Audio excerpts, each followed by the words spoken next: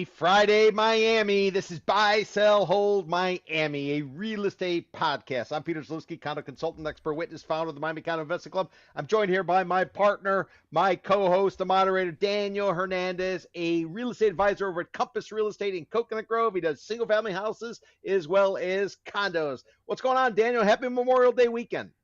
Happy Memorial Day weekend, Peter. I just found out it was Memorial Day weekend like yesterday. That's why I'm wearing this very festive Memorial Day shirt. Right? You got short sleeves. Festive. Yeah, you gotta wear something light. It's getting hot around here.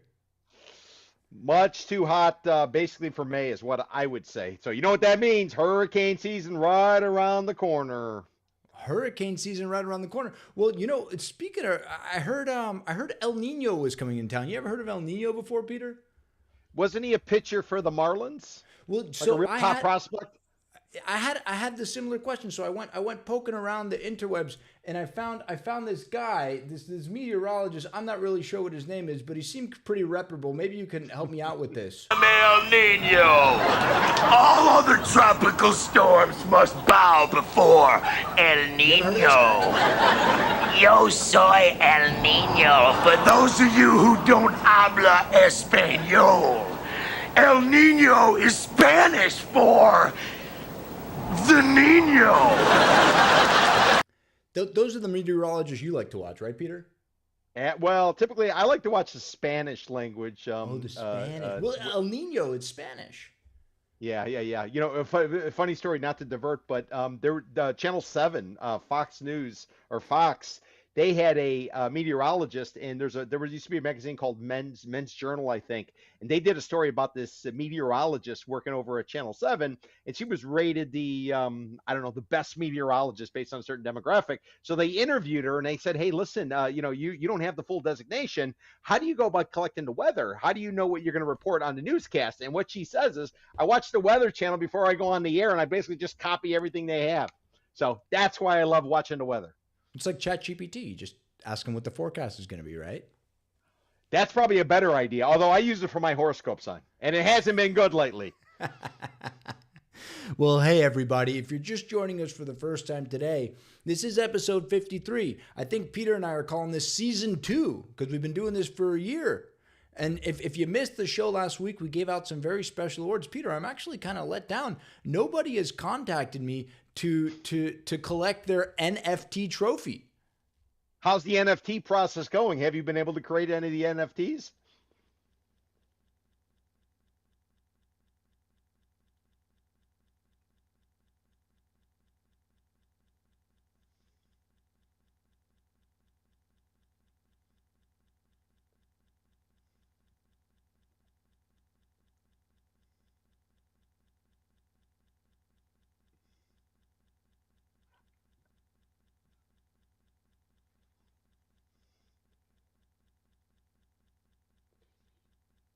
You can hear me okay, right, Daniel? You hear Yes, me I got to okay? go back. How was that? I switched over to the AirPods. Technical hijink, folks. And that's what happens when we're producing our own show over here at Buy, Sell, Hold. So it is. And if you're just joining us for the first time today, in the bottom left of your screen, if you're watching us on YouTube or if you're watching us on mobile, it's right there in the middle. And that is called the rundown. And week after week, Peter and I throw these stories. Some of them are crazy. Some of them actually kind of make sense. And we talk about them for about 7 to 10 minutes. And we either buy because we agree, we sell because we disagree, or we hold because, well, we don't know. And we're just kind of waiting to see what finds out. So with that, Peter, I want to jump right into it. The Fountain Blues. So anybody who's watching who's never heard of the Fountain Blue before, I don't know, you're living under a rock. Fountain Blue's been around since the 1950s. Maybe you heard of a gentleman by the name of Morris Lapidus. He's the guy who built it. Well, he didn't build it. Ben Novak built it, but he contracted Mr. Lapidus to build this gorgeous sort of Art Deco hotel. And one building was called the Versailles and the other was called the Chateau. I guess those were the only two names that the French words that people knew here in Miami in the 50s and the 60s, because everything's the Chateau or the Versailles. We got a Cuban restaurant in Versailles. We got a condo termination that we're going to talk about later. That was called the Chateau. So there you go. And so over the decades, Fontainebleau goes into bankruptcy. Somebody buys it. Then the Sofers pick it up in the early 2000s, and they've built it into sort of this massive resort. It's got something like 1,500 rooms. And two of the buildings that the Sofers built in the early 2000s, while they fall under the Fontainebleau umbrella, they're actually condo towers. They're condo hotels, Peter. So one of them's called the Sorrento, and the other one's called the Tresor Tower. And so those are condo hotels. There's about 750 units in there, and in a condo hotel, you can participate as a condo owner. If I'm not using it, I can put it into the hotel pool, and then they'll manage it and rent it out. And seems like a good idea, right? It seems like a great idea till it doesn't. That's why Airbnb was the game changer. Your ability to grab control and rent it out on your own was a game changer. Prior to that, you had to run it through the system of the hotel, and the hotel charges are big. The hotel demands certain interior. The hotel charges a daily cleaning rate, which might be a little bit more expensive than what you would find out on the street. So Airbnb was a great equalizer. It came around and it changed things, especially for projects like the Fontainebleau. So then what's the problem? What's happening now with the Fontainebleau? They're not allowing Airbnbs anymore. It doesn't seem like the association would allow them to do that. Well, it seems to me what's going on is people are starting to get a little bit squeezed. We got an issue called affordability. When money is plenty, readily available, everything is fantastic. People are burning. They're making it rain. They're spending money on OnlyFans. By the way, Miami is the top destination for We're number one. We're number one. Out of OnlyFans. But when things start to pull back, everybody's got to figure out how to kind of make a go of it. And if It's you only are a $3.99 a week, Peter. If you're getting undercut as a hotel operator by all these little one-offs, then you probably want to take some steps to sort of try to protect your share of the marketplace. So, it's just the beginning of probably what we're going to start to see which is basically a tension in the air. I'm feeling the tension in the air, Daniel. I don't know if you're feeling it, but I'm feeling the tension. A lot of affordability issues. I'm seeing $35 for a hamburger. You got $20 for a burger, $5 for a fry. Throw in a tip, which is now 20 to 25%, and put a tax on top of it. Things get more Don't expensive. forget the milkshake. Much more expensive. Yeah, well, a milkshake on top of that. That's another tenner. So, a milkshake. So things are getting, it's getting stress test. And I think when you see a move like this to ultimately try to force Airbnbers to go ahead and come into the system and or pay a fee, I think that's kind of a tell as to what the state of the the tourism market is. Remember, international passenger traffic through Miami International Airport 2025, it was down for only the fourth time this century. Last time it went down was the pandemic. We had fewer international passengers moving through this place for a whole variety of reasons. Everybody's betting the house on next month when FIFA World Cup begins, and Miami is going to be hosting some of the matches. We'll have to see how that plays out. If that goes like they say and tits up, then we got some problems. So let me ask you something, Peter. Then I'm actually kind of taken aback. I think I'm as surprised as the association was. So there was this lawsuit that some members of the association put up against the Fontainebleau because they said, allegedly, that the policies that the Fontainebleau had for the folks that did not want to participate in the hotel program, and I need to say like 90% of these unit owners do participate in the hotel program, but there were some holdouts. There's always holdouts. And they were saying that it was effectively undue hardships that the Fontainebleau was putting on these folks who wanted to Airbnb and VRBO their properties, like gouging the housekeeping costs and requiring owners or some certified agent to be present during all check-ins. And so they were really twisting the screws on these guys.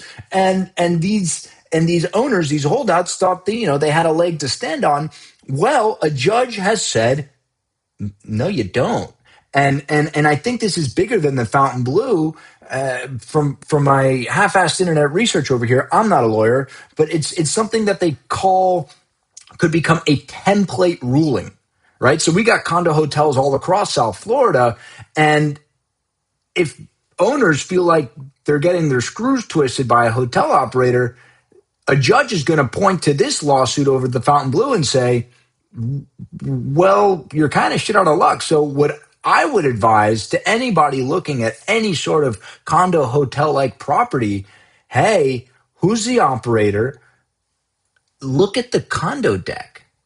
You got to look at that declaration. You got to read it through, or have your buyer rep read it through for you, because if it doesn't explicitly state how you can rent it and whose whim you are at in terms of all of these fees and these junk fees and all this crap, you could find yourself in a very hairy situation. Well, and what I would tell you is prior to the arrival of Airbnb, condo hotels were the biggest dogs out on the street next to timeshares. Timeshares were the worst. What was second worst was condo hotels. People would come in, they'd calculate what they were going to make. But let's consider the numbers. Typically, a hotel, if it's operating 70% occupancy throughout a month, they're doing well. So let's break out the numbers. So you, as the individual unit owner, you're paying the premium to go in there because you got the brand operator. And you have to go ahead. You got to pay the maintenance fee. You also have to pay the cleaning fee. There will be VIGs involved along the way. What happens if somebody last minute decides to book a room? How do they decide which room is getting it? And this is where a lot of the allegations of corruption came from, where if you paid off the guy at the front desk and somebody comes walking in, now you're doing it on your phone, but if somebody came walking in, how do they decide where it went? My room always is not vacant. Is that what you mean? Yeah. And this is what was going on. This is why a lot of people, they would come in, they'd find a shiny object. They're saying Miami's got great population. It's got it's got a lot of people, I'm sure, doing stuff they shouldn't. Therefore, they need a room. Maybe it's a mistress, maybe something else, but that's a different story. And you have last minute visitors who want to book a room.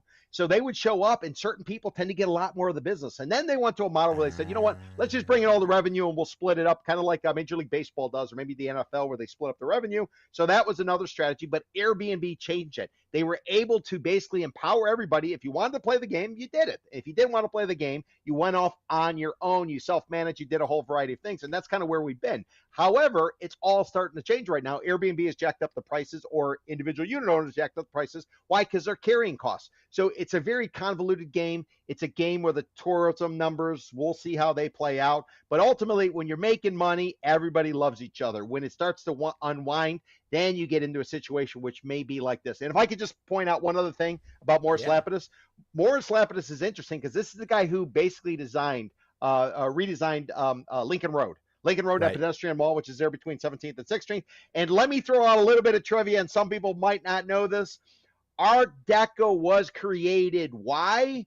In Miami Beach. Why was it created? Because we had the great Florida hurricane of 1926 came rolling through.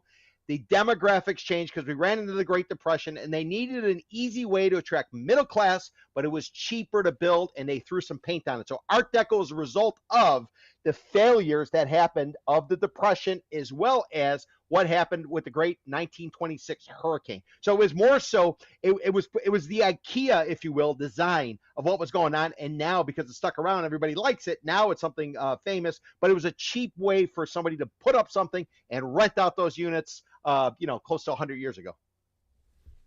Buy, sell, hold, the Fountain Blues. Well, Fontainebleau, if you remember, was supposed to put in a water park. Remember, they wanted to have the slide and all this stuff? I think they are putting in the water park. So they're putting in the water park. To me, what it's saying is that the demographics are changing for the Fontainebleau. This is a lot different Fontainebleau than it was in 2008 when they reopened. It was rushed to reopen, and they reopened with Victoria's Secret models prancing up and down the runway. Now the founder of Victoria's Secret, it's got some issues, let's say, with the certain set of files, but that's a different story. So what I'm saying is the demographic has changed. We went from Victoria's Secret models prancing up and down the runway back in 2008 when they were renovating it, to suddenly we got a children's water slide coming, supposedly, and we also have this infighting of individuals. What that says to me is we got some financial tension going on here. They're trying to reposition. Maybe they're dated. Maybe they're the Mandarin Oriental on Brickell Key, which Swire Properties decided to knock down because it was no longer efficient, no more longer effective. I don't know what the idea is, but what I will tell you is, to me, it smells like something is up. So I'm going to have to be on the hold side. You're going to be on the hold? I'm on the buy just because I think I'm as surprised as those holdouts are. I know they weren't large in numbers, but this makes me a little apprehensive for the whole condo hotel thing going forward. You should be. I'm a buy, you're a hold. Well, we were talking about the Chateau building that's at the Fontainebleau, but now we're going into the Grove. Quite the chateau in Coconut Grove. And we're talking about a gentleman by the name of Jose Canero, not to be confused with ball players. You were talking about ball players, Peter. Jose Canseco, not the same guy, but Jose Canero is a real estate guy, right?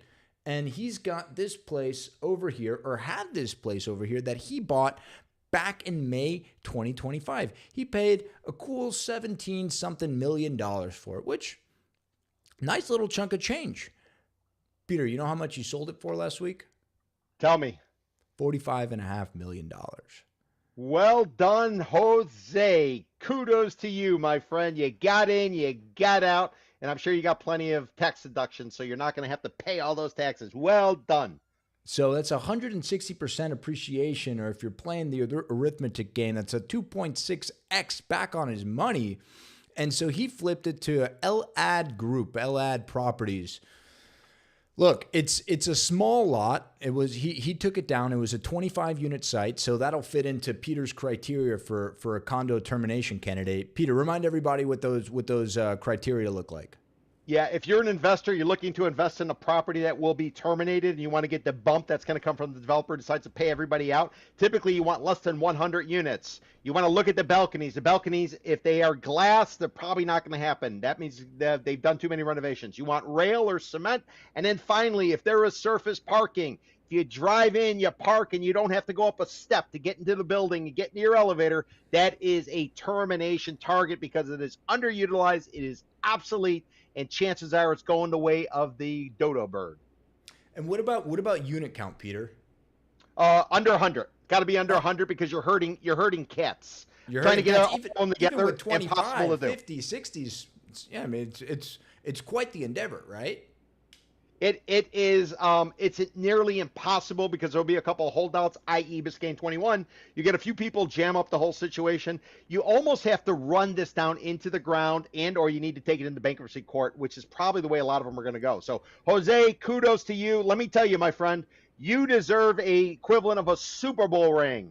They need to give you a ring to put on that finger. You can show it off. Why? Because now you're a made man. You are legit. And what's going to happen is deal flow. He's going to get a lot of deal flow coming his way now because he actually got one over the finish line. But remember, the first one's the easiest. So, I mean, he made $30 million almost on this transaction. Those kind of margins, he didn't even have to build anything. He's making more money than a developer who would take it down and build it in 5 years. So it almost seems like to me the new business is get in there, herd those cats. You don't even have to get it entitled. By right, this is T4L zoning, so you got 3 stories by right here.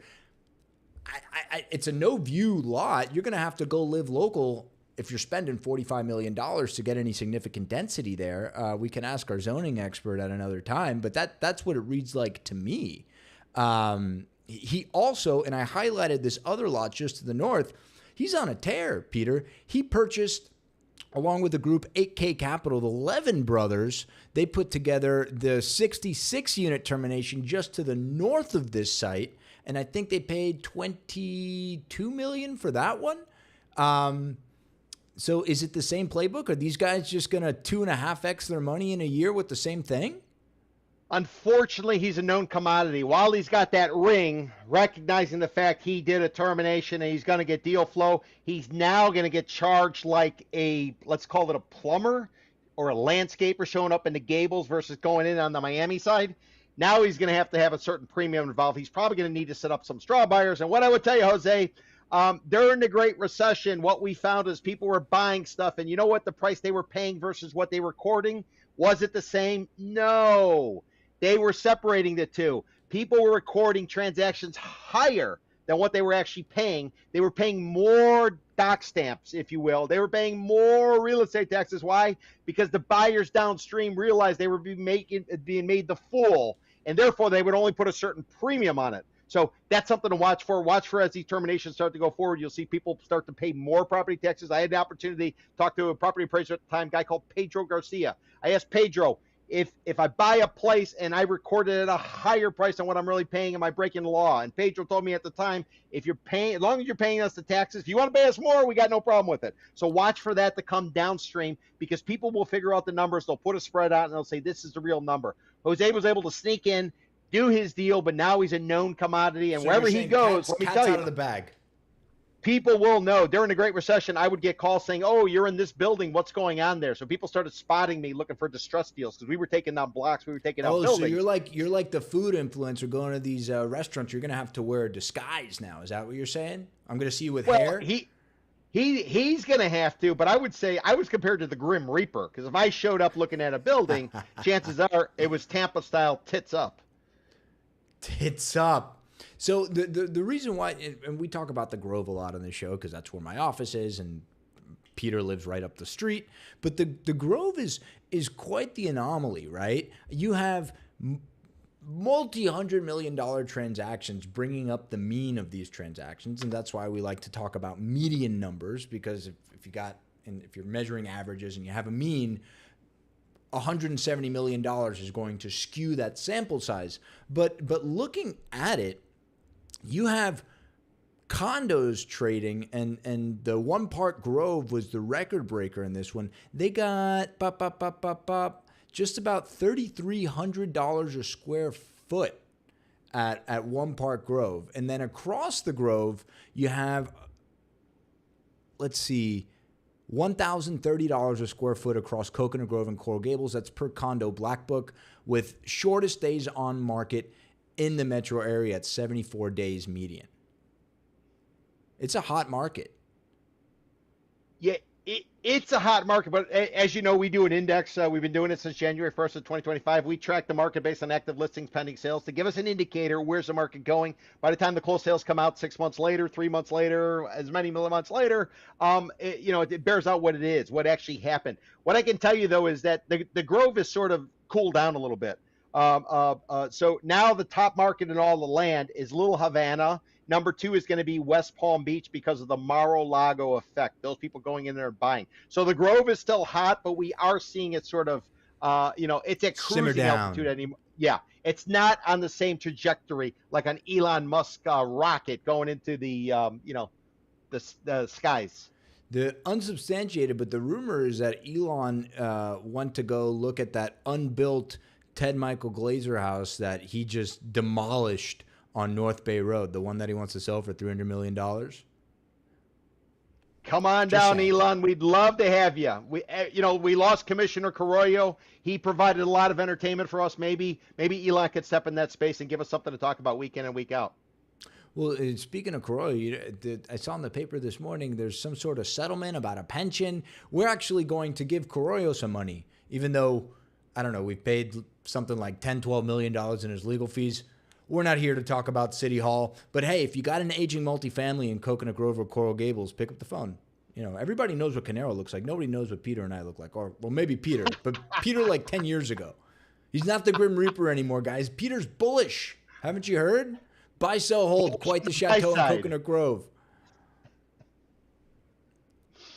Buy, sell, hold, Pete. Repeat the question to me, the way it's framed. Quite the chateau in Coconut Grove. Yeah, I would say, no, that's a pound of table buy. Well done, Jose. Best of luck. It's going to be tough sledding going forward. Now you're a known commodity. All right, now is when Peter and I are gonna split. McKinsey push validates Miami office market. So McKinsey, maybe you guys have heard of them. They're a little boutique consultancy that regularly charges tens of thousands of dollars per week for their engagements, but they've quadrupled their headcount here in Miami since the pandemic. And then they're in the news again because they announced that they're going to take down even more office space over there in Brickell. And this isn't Carnival selling their place out there in Afghanistan and then going over to Blue Lagoon and doubling their footprint, because Carnival's industry. This is a professional services organization. And this is a signal to me, Peter, that if these guys are getting more people, butts and seats in their offices here, it's because that they have identified that this market has industry that is willing to spend tens of thousands of dollars a week on engagements that they can, that they can service. This isn't an office park in Parkland. This is Brickell, where you got, $200 a square foot office spaces being leased. Yeah, McKinsey, if anybody doesn't know, I would say let's look at office space. You got trophy, then you got A, you got B, and you got everything else. So McKinsey would be in that trophy category. Not a lot of trophies out there. They charge a premium. They tend to hire the best and the brightest. What I would tell you, though, is choosing Brickell Avenue has been a mistake. That is a big mistake. They made the wrong decision.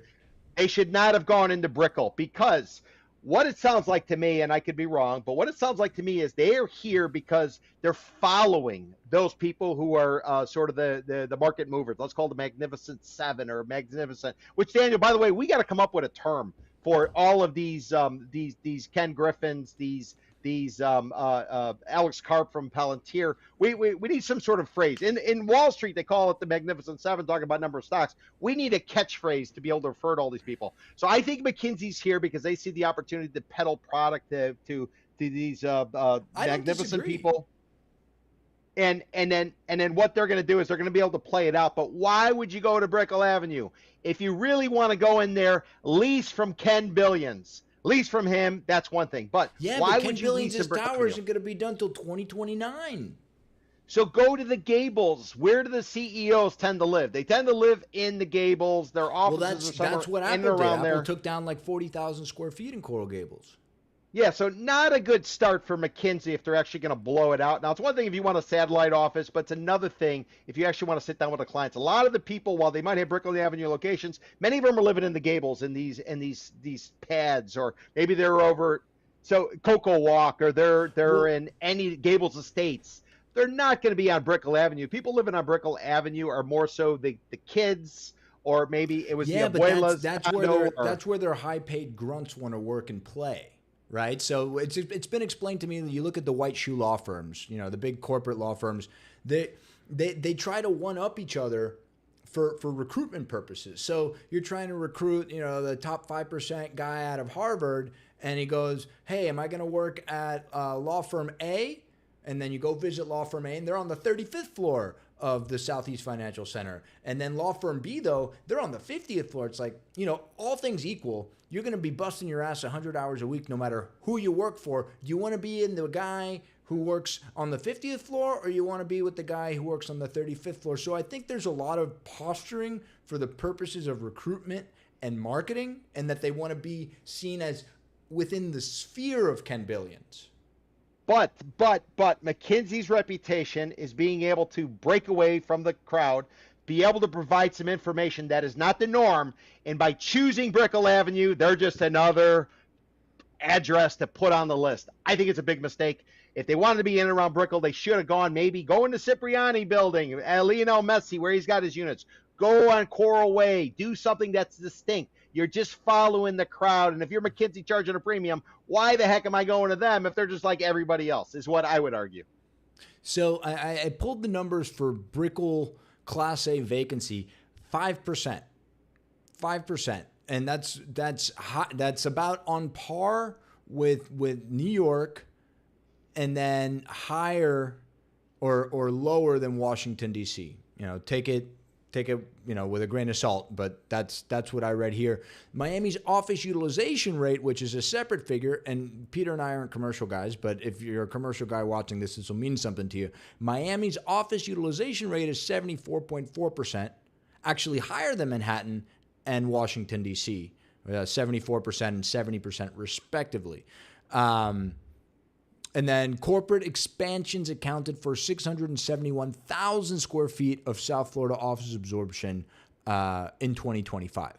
So there is movement happening here. And right, I said 671,000. You have companies like Microsoft taking 25,000 or an Apple taking 40,000. So it's not an absolute large amount of companies, but there are big companies taking large swaths of office space. So we might be talking about 25 or 30 large companies here. Yeah, I don't know. I think it is a misstep going into Brickell Avenue and just being another one of them. You're just like everybody else. So, I mean, what distinction, what sort of character does it represent? What is, I mean, McKinsey's known for, like I said, breaking out from the pack.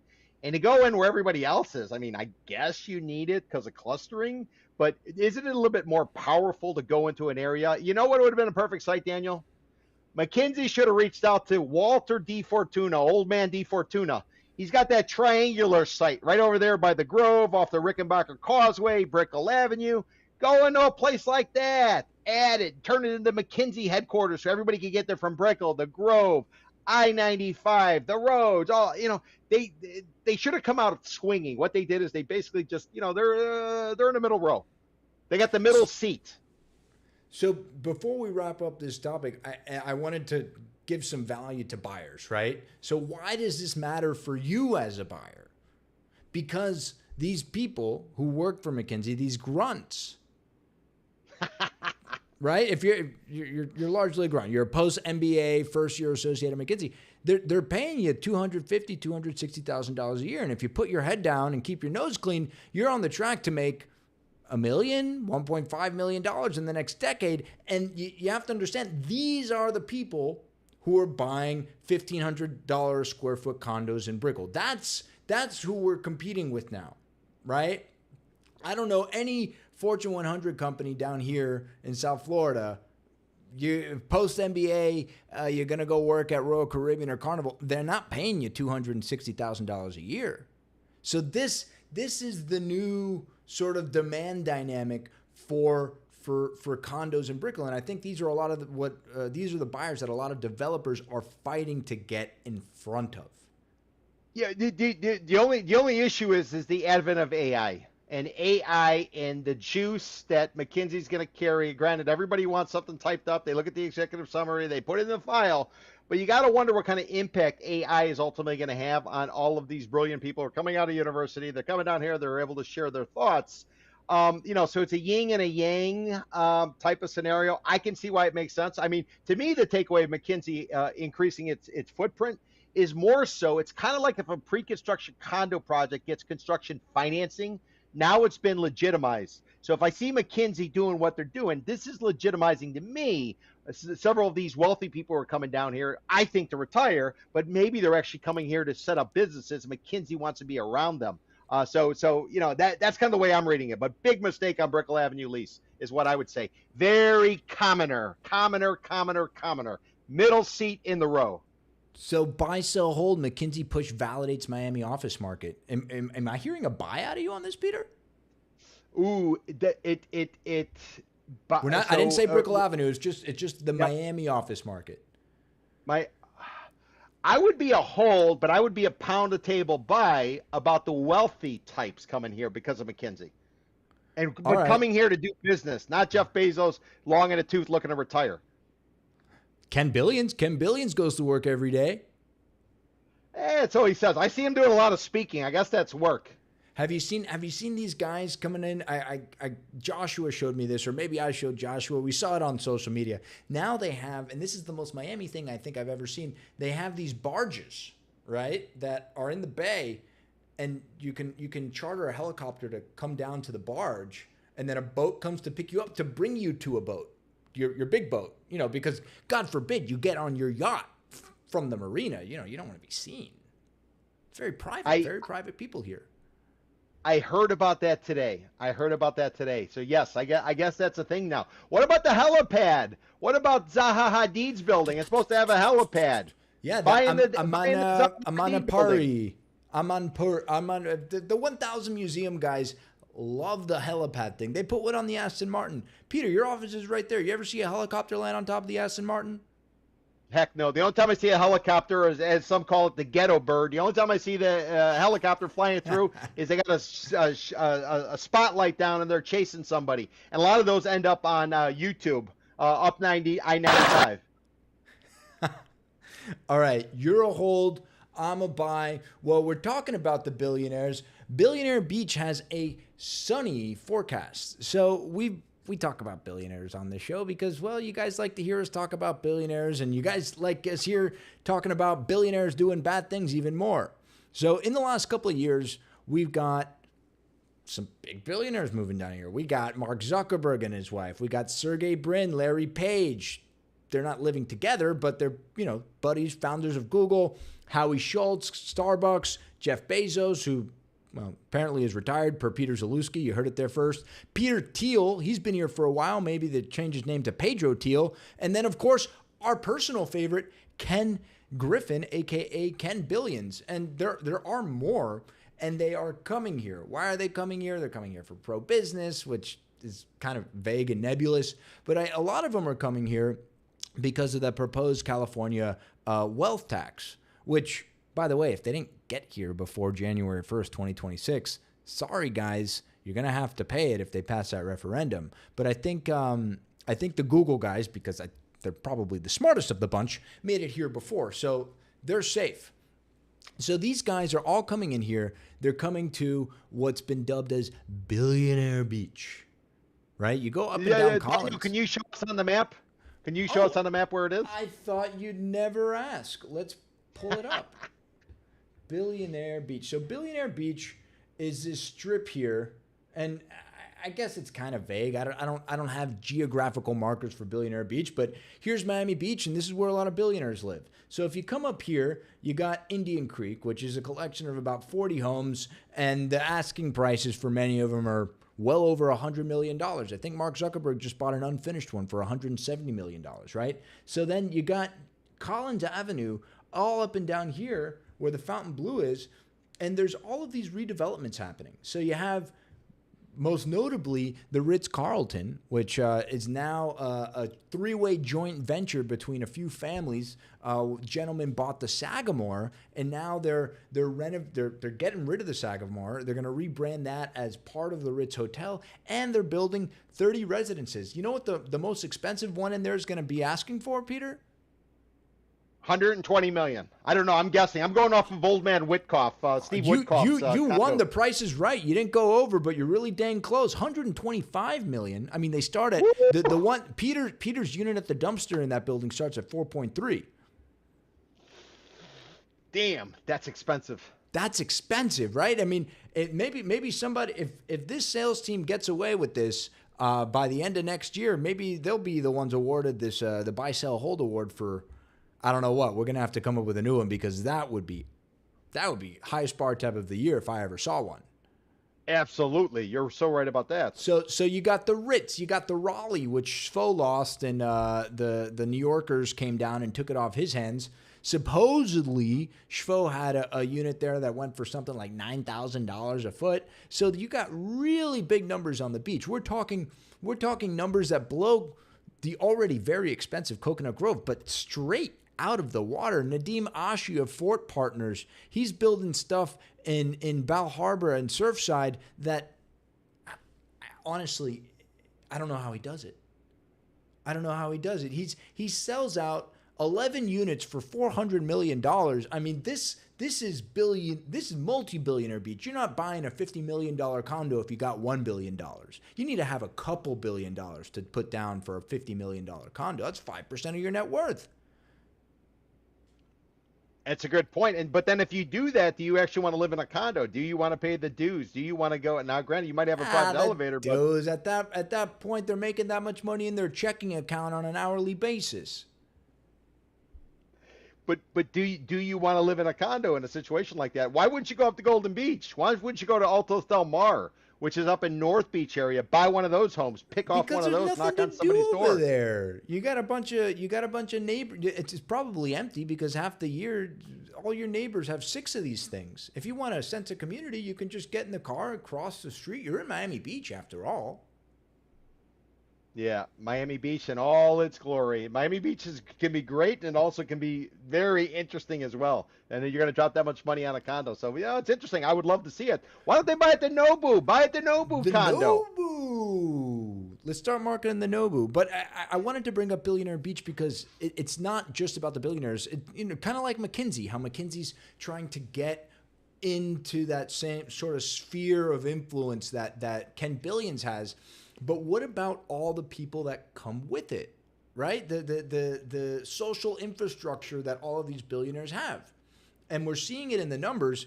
The Q1 2026 report that Miami Realtors put out last month, closed sales of homes priced over $1 million reached 3,382 transactions, 22% up year over year. $5 to $10 million sales up 35% year over year, and $10 million plus sales hit 127, which is an increase of 13% year over year.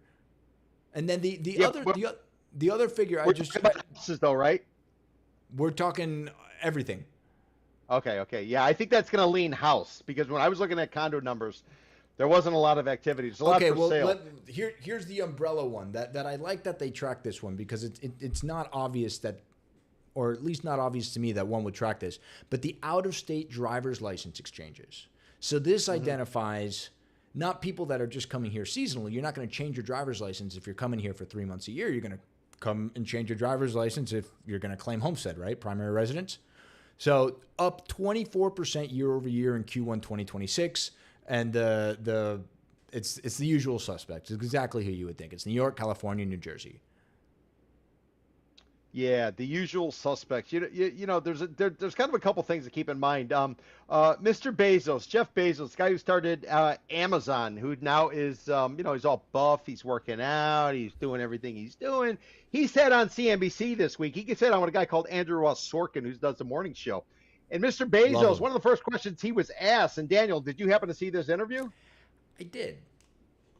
So just to boil it down and keep it simple, he was asked, are you worried they're coming for you with pitchforks and torches? And what I mean by that is the amount of disdain that's growing among others who are basically feeling the affordability issue, while we have others, and I don't want to call it the Gilded Age, but I'm going to call it the Gilded Age, from those who are really benefiting and taking advantage of current presidential administration and sort of the sweetheart deals and all that type of stuff. So,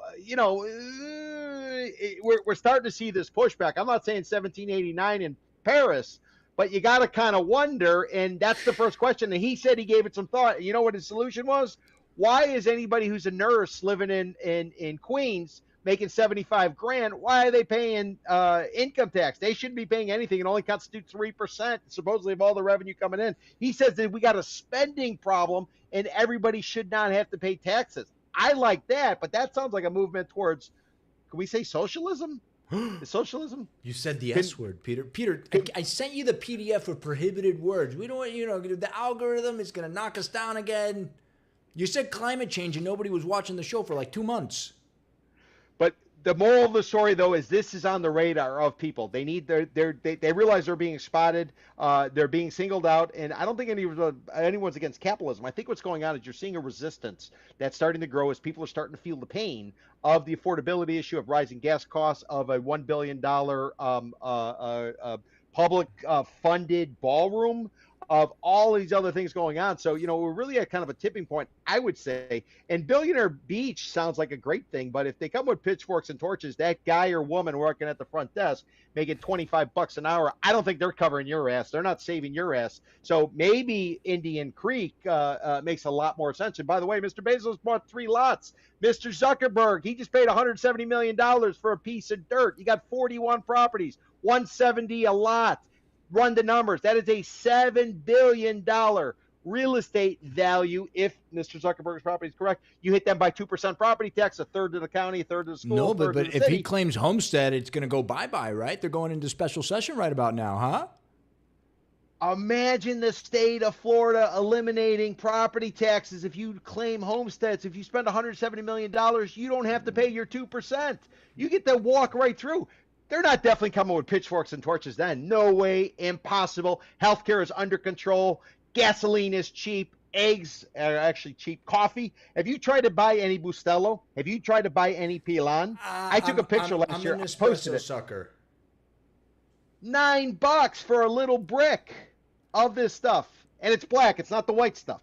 $9. If you get it on BOGO, you're still in for $4.50 a shot. I'm just saying, we got some stuff going on. Indian Creek might be a better fit than Biscayne Beach in case. Yeah, Billionaire Beach. But look, and you're a buyer rep for condos. You do know that there are buyers who don't want to deal with the pool guy and the lawn guy, and they just want to go to their place in Stad and then go to Australia and then go to Tokyo, and they want to lock up and they want to leave and they want to come back, and everything's going to be pristine and perfect, and their 100 Amazon packages that got delivered while they were gone are just going to be there. If you have the house, you got to deal with all this other crap. I'm with you, but I'm just saying, I remember when Hurricane Wilma hit, and I'm dating myself. I was 2 when it hit. 20 years ago, Hurricane Wilma comes through, and everybody loses power. You can only use cash. You go into the mainland, all dark everywhere around the design district, Little Haiti, parts of Alapata, things like that. And when you came to the beach, you had to show an ID in order to get on. And, there were some real issues, and it started to make you wonder, okay, so if something goes down, who's there to sort of protect me? Type of situation. I don't see a billionaire going into a condo, especially with the climate that's out there that Jeff Bezos confirmed and is actually thinking about how to resolve it, because he realized the sentiment is growing against these people who are really dominating. As soon as a hurricane is 3 days out, you're going to see the private jet traffic out of the executive airport just go whew. Opalaka, right? He can deliver some packages. Bezos can jump on to go to Opalaka Airport, bring some packages with, and do self-delivery. Billionaire Beach has a sunny forecast. Peter, buy, sell, hold. Ooh, yeah, macro it makes sense, but under the current climate, I would say that's a sell. Ooh, he's selling. And torches. Pitchforks and torches. I'm buying. I'm bullish. Look, maybe the developers know something I don't, or they're really dumb. I don't know. I don't think they're dumb. And you got financiers. Look, but okay, you got financiers putting up $500 million for a construction loan. I mean, are they viewing how are these financiers viewing Miami real estate development loans? Is it like as risky as investing in an early stage Uber in the Bay Area? Like, could I just lose it all? Because they're still writing these loans. Yeah, but if you take a look at what Fannie Mae's doing, come August the 3rd, you no longer have limited review on condo units for resales. And come January, the reserve requirement in order to be conventional is going from 10% to 15%. 1.5. Yeah. So what I would tell you is Fannie Mae is starting to indicate that we could be seeing a closing off or a throttling down of the spigot.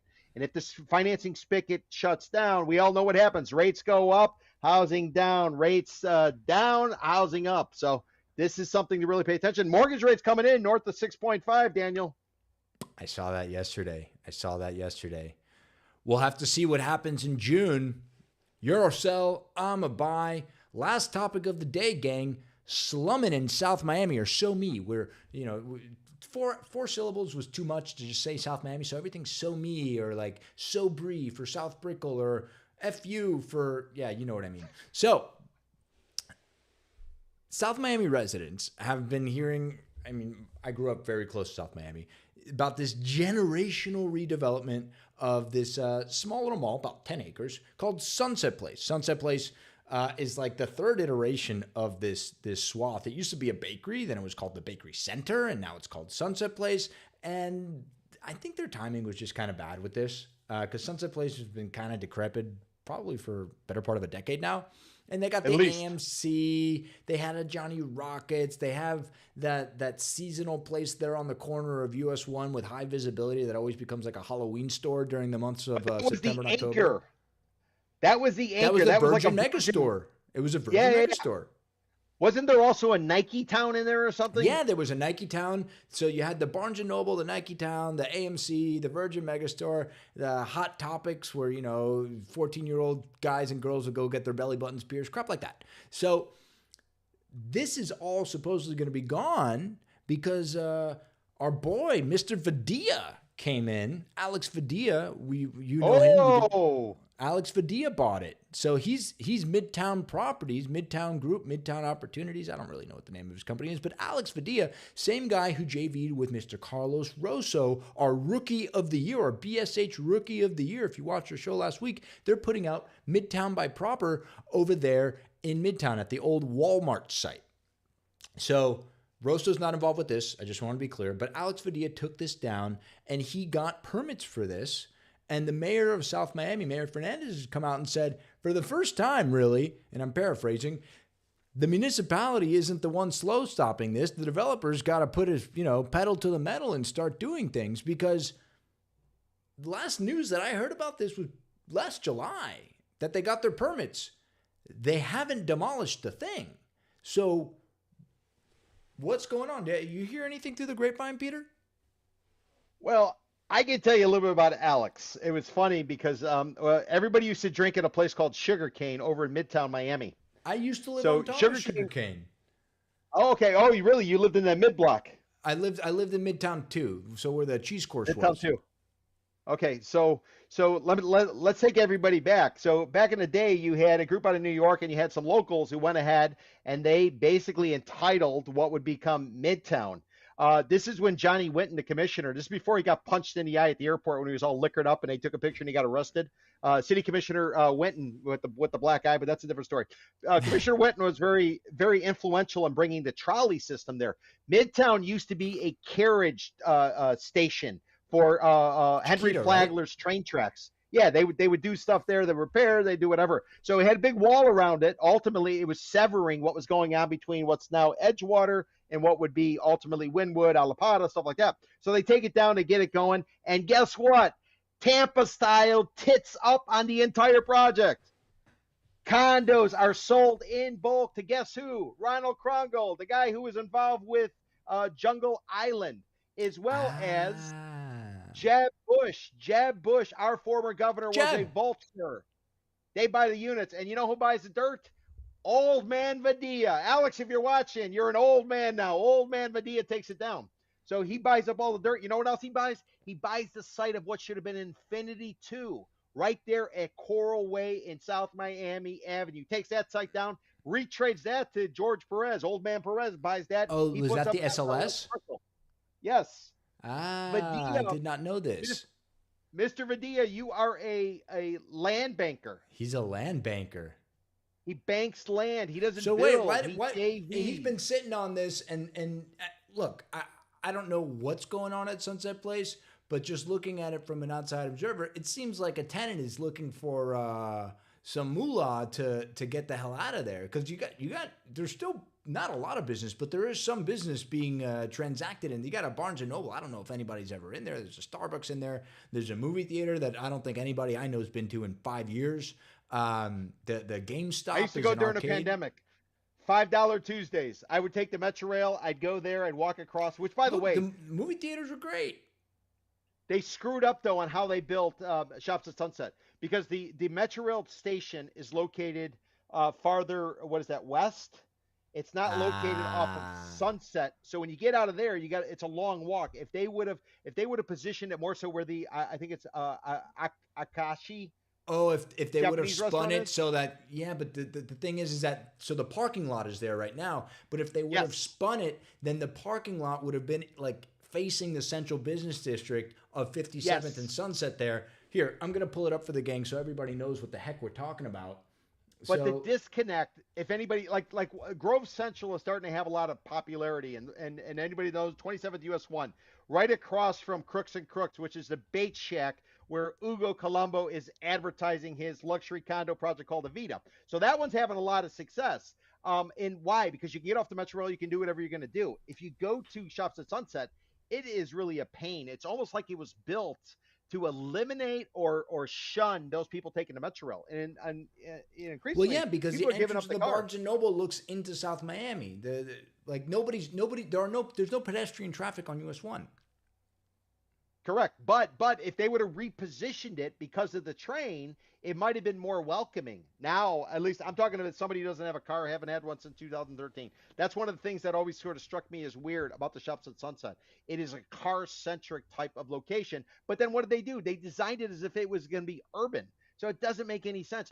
So I think that's what he's trying to do now. He's trying to midtownify this site. So he's got planned? You think he's going to flip it? Alex buys dirt and he JVs. He doesn't build anything. So there's going to be a JV partner or something. Maybe he's going to go out and do something on his own. But you mentioned it, Walmart, the Walmart site. He's bringing on old man Carlos. Carlos Rosso, our rookie of the year. Look at all the other sites.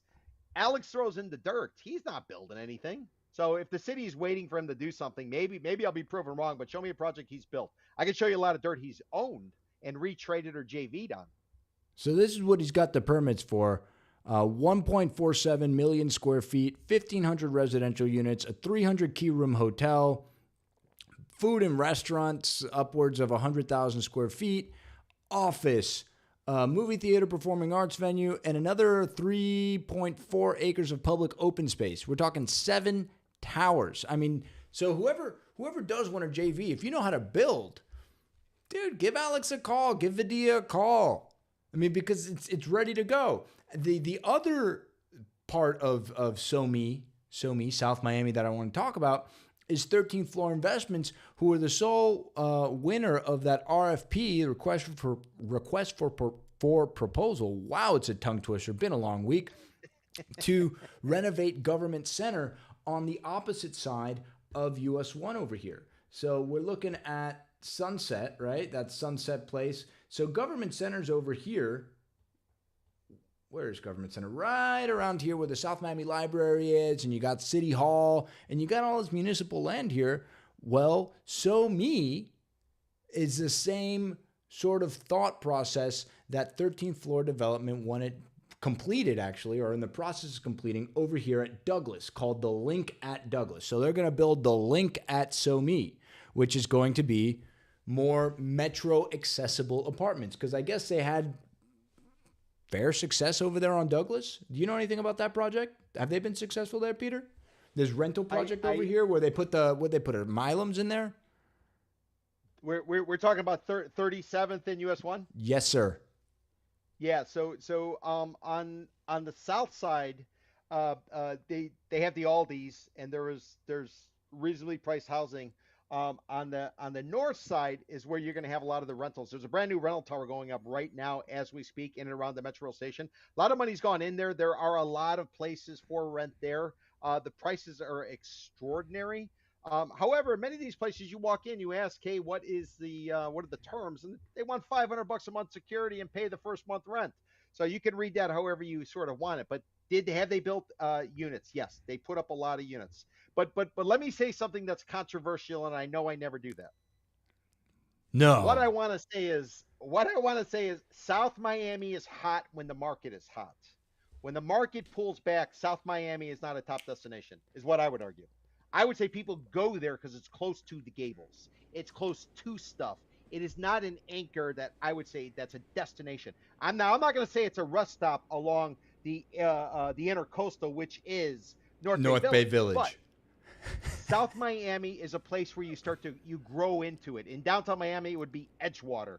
You aspire to be in Brickell, you start in Edgewater. That's what South Miami is. Maybe it's changing, but I would just sort of say South Miami, one of the challenges I see is that I don't really think it's a destination for those people with the wealth. I think it's more of a destination for those people who are just getting started. I'm not going to say first-time home buyer, but that's sort of the vibe from my perspective. At the risk of sticking my foot in my mouth, it's different this time. All right. It's completely different. Here's my rationale. 'Cause I know you don't do single-family homes. You do condos. But yes, Ponce Davis and High Pines, which are little neighborhoods within the unincorporated Miami-Dade sphere. So you have City of Miami, 400,000 people, Hialeah, 400,000 people, Coral Gables, all these other little municipalities. And then you have everybody else, which is unincorporated Miami-Dade. So if you call 911, the sheriff comes, not your local PD. Ponce Davis and High Pines, single-family homes. So we're talking, it's like $25 million houses, right? So if you got a $25 million house, or even a $10 million house, or even a $5 million house, and you're not in the Gables, you're on an acre lot, and you're far enough away from Coconut Grove, where Coconut Grove really isn't your central business district, and you're far enough away from Coral Gables, where Coral Gables isn't really your central business district. So South Miami has sort of fallen into this this requirement now to service these wealthy people in South Miami. One of the most expensive restaurants in town is, in fact, in South Miami. Or actually, it's in Coral Gables, technically, because once you cross 57th on the east side, that is Coral Gables, like by like Madruga Bakery and stuff. But Daniel's, great name for a restaurant, by the way. If anybody's looking to name their child, Daniel's a very strong name, or their restaurant. But this whole district has had to kind of grow up. And I think this Sunset Place renovation, I don't even know if they have a name for it yet because I don't think they started marketing it, but this redevelopment of what currently is Sunset Place is just the evolution of the central business district of South Miami. It's not going to be the deli lane anymore, and the Winn-Dixie's gone. They put multifamily up there. It's not going to be all the little retailers. What about the BTs? Is the BTs, which what is does a strip BT joint, stand for? Don't call it a cabaret. Do not call it a cabaret. It's a strip joint. It is a BTs, strip joint. There? Yep. I think, what does BT stand for, Peter? I think it's booby trap, but I would have to ask somebody w's more of an expert in yeah. Well, we're gonna work call-ins into future shows. So if anybody does know, don't get rid of Mojito Grill. Says Snacks. Mojito Grill, I think it's seen better days. Have you been to this place, the Bored Cuban up there on Lejeune? It's like one of these NFT flavored things. NFTs are hot with Buy Sell Hold because that's what we were giving our trophies out for. In any event, Buy Sell Hold slumming in South Miami. Slumming meaning it's a bad thing. No, slumming slumming in South Miami. Like I actually, the other title I wanted to put in it was struggling in South Miami because I don't see anything happening.